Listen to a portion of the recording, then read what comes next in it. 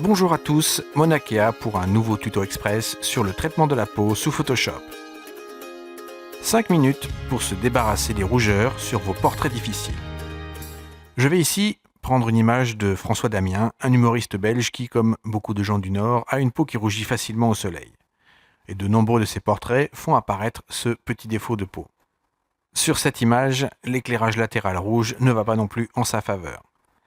Comment donc corriger cette couleur spécifique ? Car vous l'aurez compris, s'il est possible de corriger une couleur spécifique comme le rouge, on pourra le faire sur n'importe quelle autre.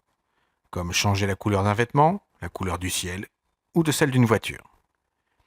Ici, par exemple, sur ce petit pré-réglage que j'ai préparé, le bleu du ciel est transformé en rouge. Vous connaissez le challenge, moins de 5 minutes pour vous expliquer tout cela, et simplement. C'est parti! Vous connaissez sans doute la boîte de dialogue teinte saturation, CTRL U ou commande U sur Mac. Cet outil va vous permettre de faire varier essentiellement la saturation ou la luminosité de l'image. La fonction principale, la teinte, va nous faire une image plutôt psychédélique, pas forcément pratique pour de la photo de portrait par exemple. Mais tout changement par cet outil va devenir définitif. Nous allons donc travailler en mode non destructif. Nous ne toucherons pas à la photo originale. Pour ce faire, nous allons appeler un calque de réglage. Soit par l'icône dans la barre de calque, teinte saturation, soit par la fenêtre réglage, teinte saturation. Cela va créer un calque que l'on pourra recorriger, modifier plus tard ou carrément supprimer. On ne touchera donc jamais à la photo originale.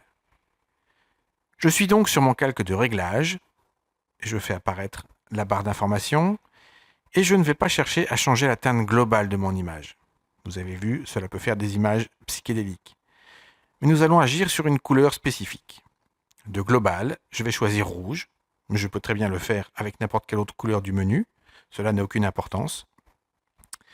Et nous avons ici, comme vous le voyez, 2 barres arc-en-ciel.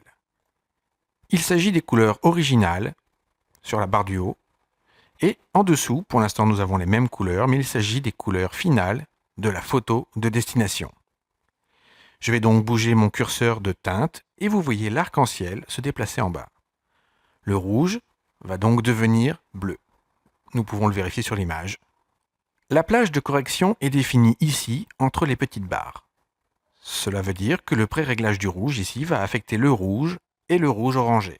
Le remplacement de couleur sera en revanche atténué dans les zones qui encadrent cette plage de couleur. Il s'agit en quelque sorte d'une zone de flou qui va rendre le remplacement de couleur plus naturel et plus lissé. Je remets mon réglage à 0 et je vais chercher à affecter le rouge spécifique de cette image. Je prends ma pipette et j'échantillonne la zone la plus rouge de la photo, la zone la plus saturée. Je vais donc prendre cette zone au niveau de l'arcade sourcilière. Je vais maintenant bouger mon curseur de teinte pour avoir une couleur plus chère, plus marron en somme. Je vais donc m'orienter vers le bleu. Donc, comme vous le voyez, instantanément, mon visage va prendre une couleur plus sympathique. Et nous avons bien une sorte de marron à la place du rouge. 13 me semble une valeur acceptable. Et comme le rouge du coup de soleil ou de l'irritation cutanée est fortement saturé, je vais réduire la saturation. Voilà, autour de -10, -13, je pense que c'est une valeur correcte. Je vais récupérer une couleur plus naturelle de la peau. Pour rappel, je vous montre l'avant. Voilà, on est sur un portrait de Hellboy ici. Et même si ce n'est pas parfait sur la photo travaillée, car je vous rappelle qu'on travaille sur un éclairage coloré qui a fortement dégradé la teinte et la saturation de la peau, notre image est bien plus acceptable maintenant. Un deuxième exemple, pour changer le bleu du ciel, voilà, c'est parti, même méthode. Un calque de réglage, teinte saturation, choix d'une couleur personnalisée, peu importe ce que l'on choisit. Ici, je vais prendre le cyan. Je prends ma pipette, j'échantillonne, et voilà, je vais faire varier la couleur de destination.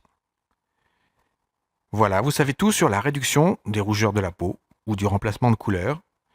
Petit avantage de ce calque de réglage, c'est le masque. Si je souhaite garder une partie de l'image comme sur l'original, comme le mur par exemple, ou si l'on a modifié le bleu, si l'on souhaite conserver le bleu des yeux par exemple, je vais prendre une brosse que je vais remplir de noir en couleur principale et je vais peindre sur les zones à conserver comme l'image originale. Ici, mon mur par exemple, je vais le peindre et retrouver le bleu initial de la photo d'origine.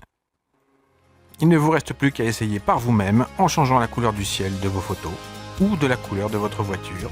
Amusez-vous! Je vous dis à bientôt pour d'autres vidéos express sur le traitement de la peau. Bon Photoshop à tous!